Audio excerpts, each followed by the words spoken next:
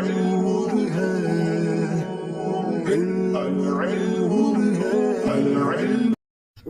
الله الرحمن الرحيم. اللهم صل على سيدنا ومولانا محمد أفضل صلواتك بعدد معلوماتك وبارك وسلم وصل عليه. بسم الله الرحمن الرحیم. عزیز طلباء کرام، مختارات من ادب العرب سے بحمد اللہ تعالی آج ہمارا سبق نمبر 15 ہے اور مقدمۃ الکتاب کا آج الدرس الثالث عشر 13واں اور آخری سبق اور حصہ ہم پیش کرنے جا رہے ہیں. تو بڑھتے ہیں اپنے سبق کی طرف.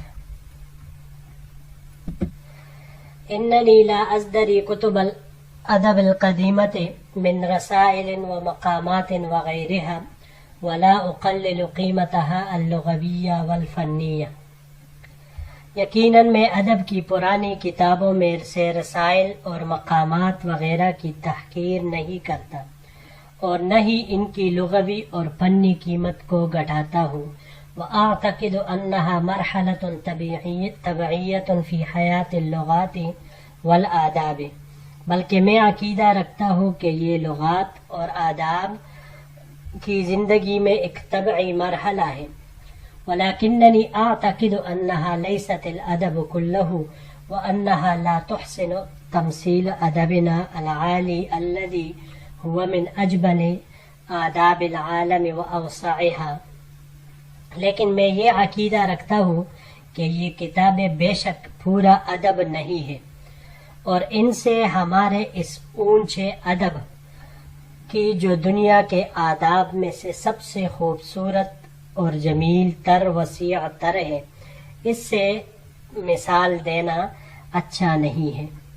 وَأَنَّهَا جَنَتْ عَلَى الْقَرَائِحِ والملكات الكتابية والمواهب والطاقات وعلى صلاحية اللغة العربية ومنعت من التوسع والانطلاق في آفاق الفكر والتعبير والتحليق في أجواء الحقيقة والخيال. اور ان پرانی کتابوں نے طبائع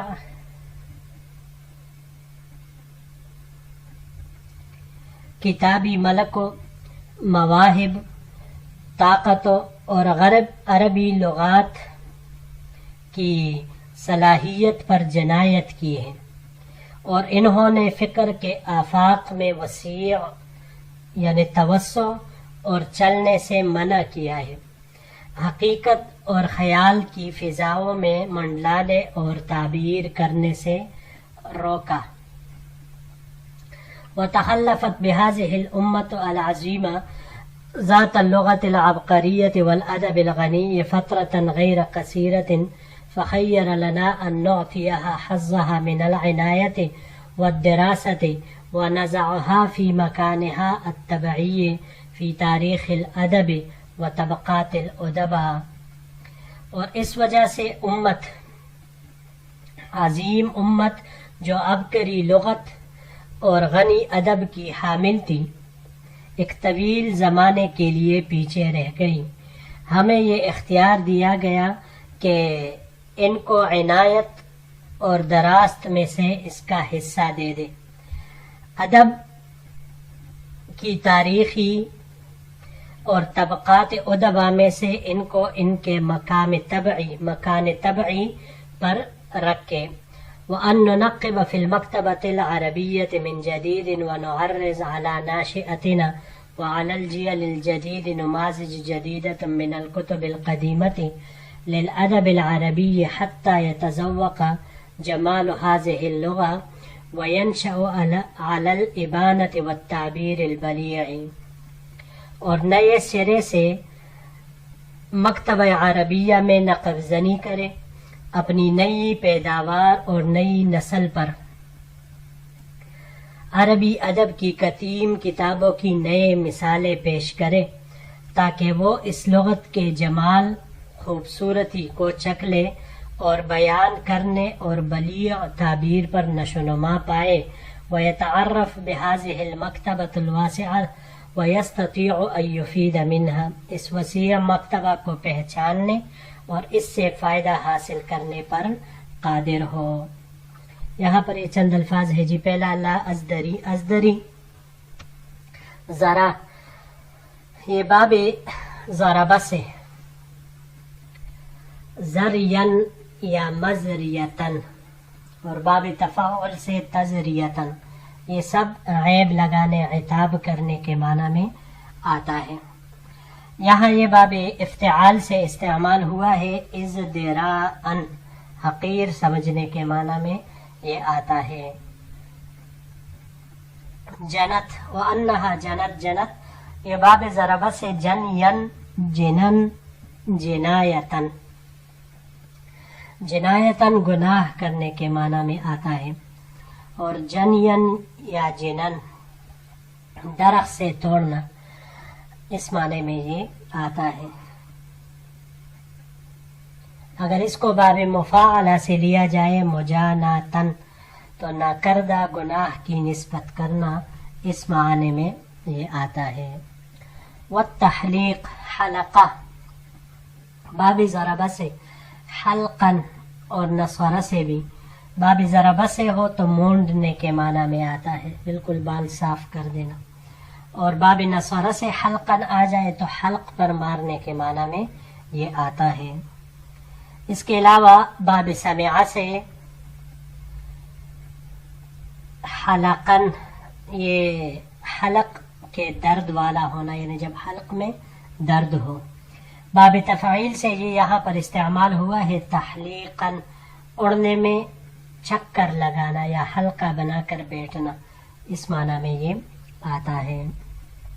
اگر باب افعال سے اس کو لیا جائے احلاقن، احلاقن برنے کے معنی میں، اور تحلقن حلقہ بنا کر بیٹھنا، اس معنی میں یہ آئے گا. وَأَن نُنَقِّبَ، نُنَقِّبَ یہ باب نصورہ سے نقبن، نقابتن، نقبن آ جائے تو کوت کریت کرنا، پیوند لگانا، اس معنی میں یہ آتا ہے. اور باب سمعہ سے اگر اس کو لیا جائے نقبن، نقبن، اور باب کرمہ سے نقابتن، تو سردار ہونے کے معنی میں، اور یہ باب نصرہ سے نقابتن کا معنی بھی یہی سردار ہونا آتا ہے. اس کے علاوہ یہ باب تفعیل سے تنقیباً، خوب اچھی طرح کوت کریت کرنا. باب تفاعل سے تنقباً، تفتیش میں مبالغہ کرنے کے معنی میں یہ آتا ہے. اور باب مفاعلہ پر لے جائے تو مناقبتاً، مناقب پر فخر کرنا. ناشئتنا، نشأ، نشأ یہ باب کرما اور فتح سے نشأن، نشوءن، نشأتن، پرورش کرنے کے معنی میں یہ آتا ہے. اس کے علاوہ باب افعال سے اس کو اگر ہم لیں انشاءن، تو انشاءن یہ بھی پرورش کرنے کے معنی میں یہ آتا ہے. باب تفعیل اور تفاعل سے تنشیاتن یا تنشؤن، پرورش کرنا، باب تفاعل کا معنی آئے گا جانا. اور اگر باب استفعال سے اس کو لیا جائے استنشاءن، تو پھر اس کا معنی آئے گا حقیقت دریافت کرنا. جی بڑھتے ہیں اگلے سلائیڈ کی طرف. على هذا الأساس وعلى هذه الفكرة ألفنا كتابنا مختارات من أدب العرب، وها هو الجزء الأول من هذا الكتاب. اسی بنیاد اور اسی نظریے پر ہم نے اپنی کتاب مختارات من ادب العرب کو تالیف کیا، اور یہ اس کتاب کا پہلا حصہ ہے. یجمع بین الطبعی والفنی ولکل قیمت ادبیت، جو طبعی اور فنی کو جمع کرتا ہے، اور ان دونوں میں سے ہر ایک کی اپنی قیمت ہے. ویجمع بین القدیم والحدیث، نرجو ان یقع من الادباء والمعلمین موقع الاستحسان والقبول. قدیم اور جدید کو جمع کرتا ہے. ہمیں امید ہے کہ ادباء اور معلمین اس کو استحسان اور قبول کی جگہ بخشیں گے۔ وقد عنیت بترجمة أصحاب النصوص وأشرت إلى مكانتهم الأدبية وما تمتاز به القطعة التي اقتبست من كتاباتهم الكثيرة وأدبهم الجم۔ میں نے اصحاب نصوص کے ترجمے کا اہتمام کیا ہے، ان کی ادبی منزلت اور ان چیزوں کی طرف جن کی وجہ سے یہ ادبی قطعے، جن کا میں نے بہت ساری کتابوں اور بہت سارے ادب سے اقتباس کیا ہے، دوسرے سے ممتاز ہوتے ہیں، اشارہ کیا ہے۔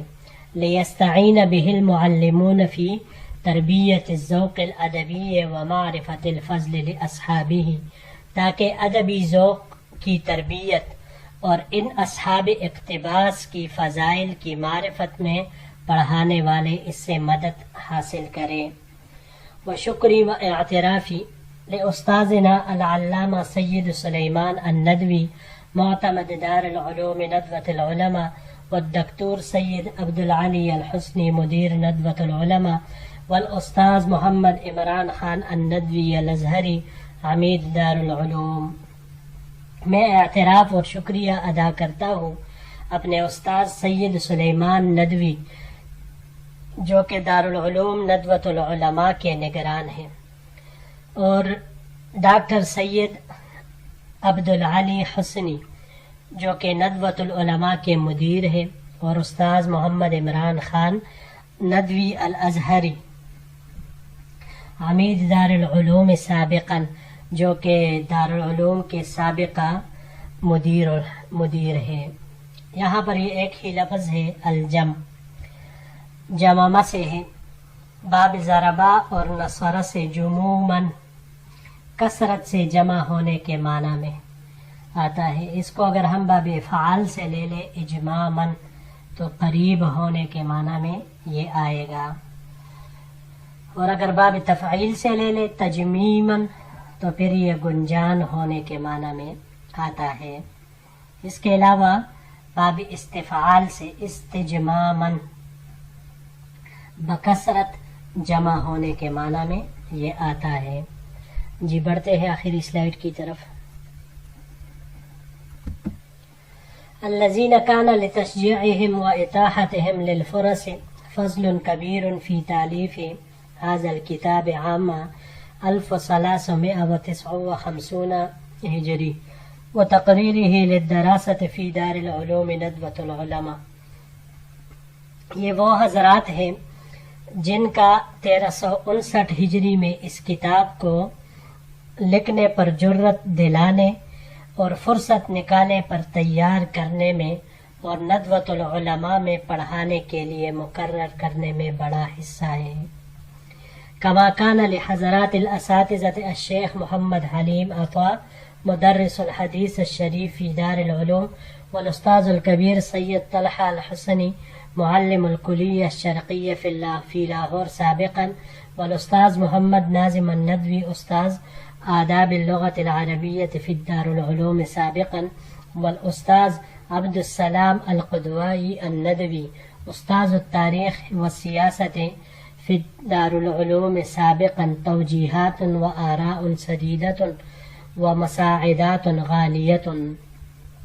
جیسے کہ حضرات اساتذہ یعنی شیخ محمد حلیم عطا استاذ حدیث شریف دار العلوم، استاذ کبیر سید طلحہ حسنی سابق استاذ مشرقی شرقی کالج لاہور، والاستاذ محمد ناظم ندوی سابق استاد عربی دار العلوم، اور استاذ عبد السلام قدوائی ندوی سابق استاد تاریخ و سیاست دارالعلوم کی۔ اس کتاب کی تالیف میں توجہات، مضبوط آراء اور مہنگی کوششیں ہیں ان حضرات کی بھی۔ و شکری و تقدیری للاستاذ عبد الحفیظ البلیالوی، اور میں قدر کرتا ہوں اور شکریہ ادا کرتا ہوں استاذ عبد الحفیظ بلیاوی صاحب کا، الذي ساعد المؤلف وتناول الكتاب بالشرح الغريب وإيضاح الغامض جنہوں نے غریب الفاظ کی شرح اور غامض الفاظ کی توسیع کے معاملے میں اس کتاب کو لے کر مؤلف کی مدد کی. توفی الی رحمت اللہ فی 17 من جمادی الآخرۃ سنۃ 1391 المصادف 10 اگست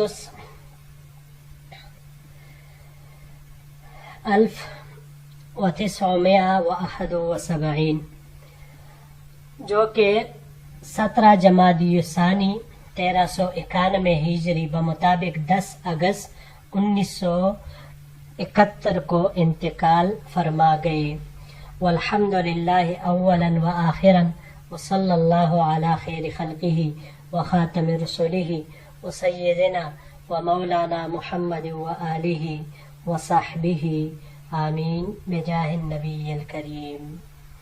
جی عزیز طلباء کرام، بحمد اللہ تعالی ہمارا یہ مقدمہ اپنے اختتام کو پہنچا. انشاءاللہ العزیز اگلے درس کے ساتھ، جو کہ باقاعدہ کتاب کا سب سے پہلا مضمون ہوگا، اسی کے ساتھ انشاءاللہ اگلے درس میں آپ سے ملاقات ہوگی. السلام علیکم ورحمۃ اللہ وبرکاتہ.